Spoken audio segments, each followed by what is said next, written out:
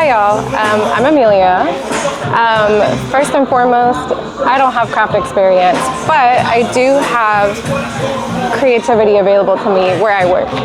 And so whenever I first heard we were doing a mezcal, personally I'm not too familiar with it. And so I went and I read up a whole bunch of notes, kind of finding out like what the flavor profile of it is going to be, and like the back notes, fruits, things like that.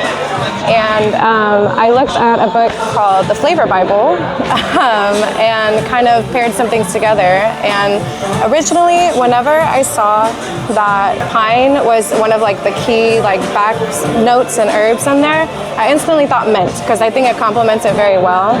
And then another one was cooked agave, and so having that in there, I instantly thought, okay, I want to do something on the sweeter side. My goal was to create a cocktail that you can taste the mezcal in it, but it's not overpowering, it's very balanced, and the finish is going to be highlighting the blackberry homemade syrup. I added the mint on top to kind of add a really nice, like aromatic, flavor to it, or scent. And that also goes really well with the blackberry too. But I also didn't want it to be too sweet.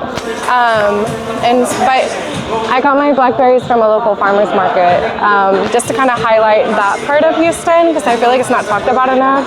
All the like access we have to like natural spices, ingredients, things like that. And like as a bartender, like when you're looking for ideas, having fresh ingredients is important. And so went to a farmer's market, got my own blackberries. I got the mint from here because I was running behind today. But overall, I think it's a great cocktail. I don't drink mezcal, but I would drink this. And you said you made your own blackberry syrup? I did. And so I muddled the blackberries with sugar, and then I let it sit in the fridge for like a day and a half. And then I boiled it and like strained it all out through like a fine strainer, so there's not those little like seeds in there and stuff. What's its name?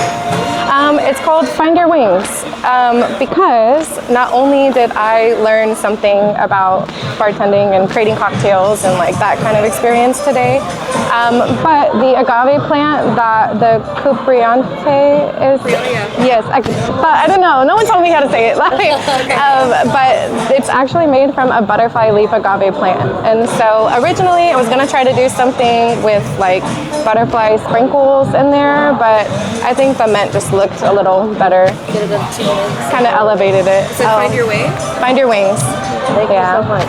Yeah, you're welcome. Cool. I really like that you took the time to educate yourself and really find your own way. Yeah. Which I do appreciate. I think Right. Super proud of Amelia for getting out of her comfort zone. I know she doesn't have the craft background, and she came and did her thing. She did her own syrup, which was amazing. And that's like the baby steps into getting into the craft cocktail world. I will say it was just a smidge too sweet for me.